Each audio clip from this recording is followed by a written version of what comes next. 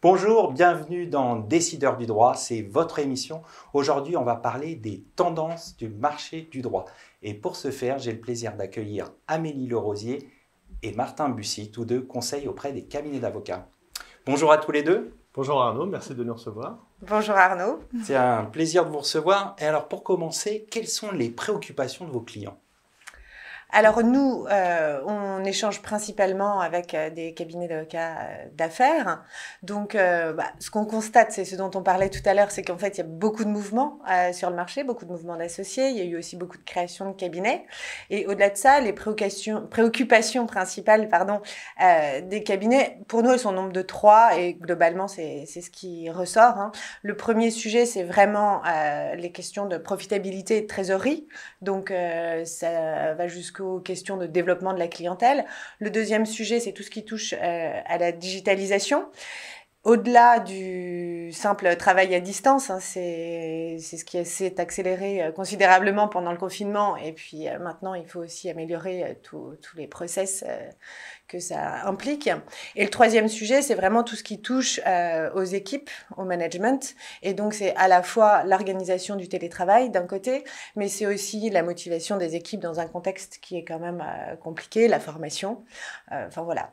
Et si on veut prendre des exemples très précis, nous récemment, en fait, les sujets sur lesquels on a été principalement contactés ou en tout cas sur lesquels on nous a demandé notre avis, c'est vraiment les questions de développement de clientèle, notamment sur comment modifier son approche auprès du portefeuille existant en fonction des secteurs d'activité, puisqu'il y a certains secteurs d'activité qui se portent bien, d'autres forcément qui sont plus affectés. Donc, comment en tant qu'avocat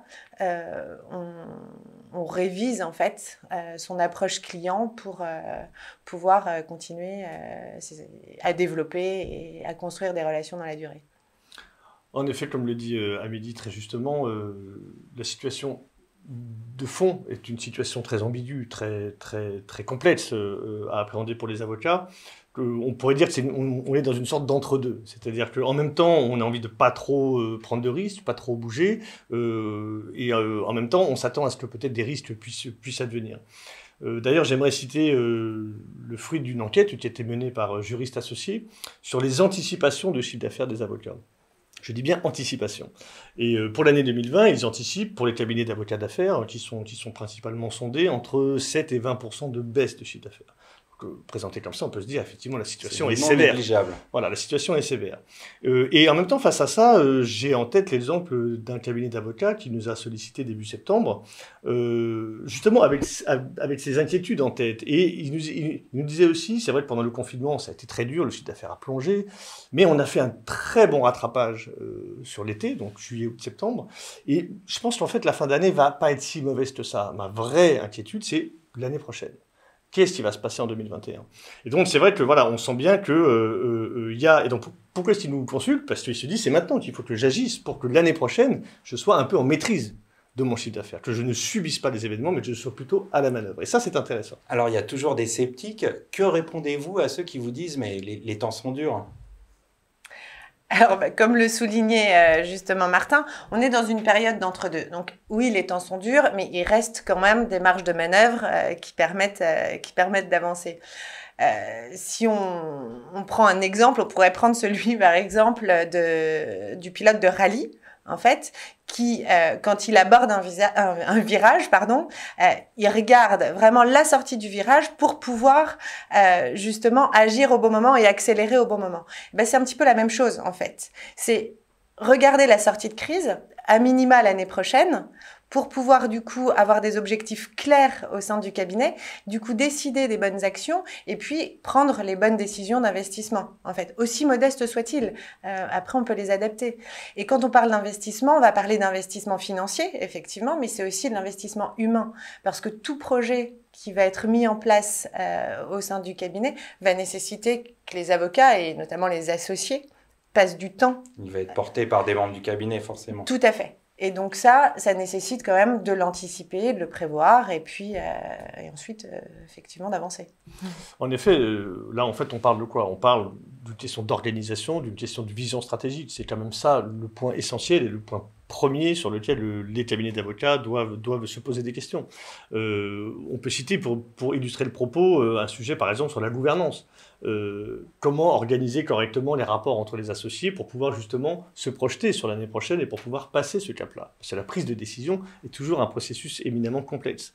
Un autre point qui nous semble important, c'est de chercher de nouveaux clients. Puisque forcément, dans une période d'incertitude, où les anticipations ne sont pas forcément que positives, il nous semble important.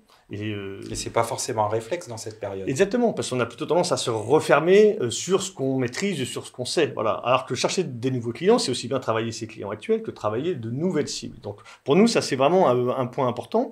Il y a également d'autres cabinets qui sont très en alerte sur le sujet du rebranding, pour employer un joli mot français, donc de retravailler sur leur attractivité en tant que marque. Donc il peut y avoir ensuite beaucoup de choses différentes qui sont faisables sur le sujet, mais c'est aussi une façon de repartir à la conquête du marché, donc de se projeter de manière positive, voilà, pour aller chercher des recettes, puisque c'est quand même ça un des points clés. Et enfin, si je puis citer un troisième exemple, peut-être plus dans le domaine du digital, Amélie en a parlé tout à l'heure, travailler en visio ne veut pas dire faire du digital. Faire du digital, ça veut dire essayer de faire aussi infuser un changement de pratique. Une vraie réflexion. Voilà. C'est-à-dire comment est-ce qu'on travaille concrètement avec le digital, comment est-ce qu'on intègre le client dans sa problématique digitale, et on peut même pousser la réflexion ensuite, si on est un peu plus en confiance, vers la logique de la data, donc comment est-ce que je travaille sur les données de mon cabinet, de mes clients, pour réfléchir à des offres à valeur ajoutée.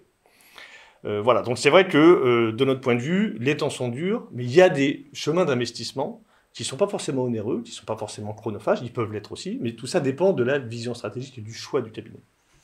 Alors. Et pour finir, je rebondis sur ce que disait Martin, c'est effectivement une question de choix stratégique, mais c'est effectivement aussi à adapter en fonction du cabinet, en fonction de sa taille, en fonction de son modèle, absolument, des ressources internes, des capacités de se faire accompagner par des prestataires externes, etc.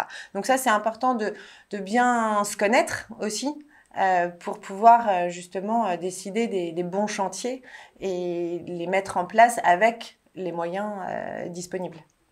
Alors pour conclure, quels sont les points d'attention pour les cabinets d'avocats, Martin? De mon point de vue, l'élément essentiel, c'est la relation client. Ça veut dire quoi la relation client? La relation client, c'est déjà de travailler à la défense des intérêts du client, ce qui est le métier premier, le métier principal de l'avocat, défendre les intérêts du client.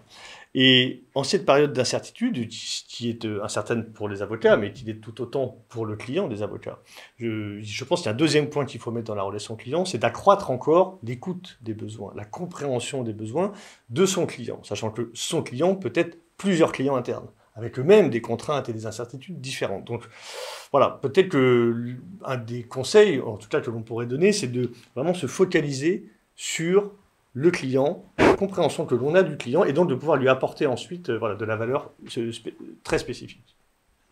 Amélie, peut-être un dernier mot pour conclure? Oui, le dernier mot, il est assez simple, hein, il est assez court. On pense qu'il faut être dans la décision, il faut être dans l'action et éviter de rester dans une phase d'inertie ou en tout cas d'un peu d'attentisme qui peut être lié à la période que l'on traverse. Donc si on avait un dernier conseil à donner, c'est vraiment de se projeter. Passer à l'action, voilà, n'attendez pas. Exactement, se projeter et décider. Amélie, Martin, merci pour votre éclairage. Un grand merci pour ton accueil. Merci à toi. Merci Arnaud. Merci à toutes et à tous et je vous retrouve dès demain dans Décideurs du droit.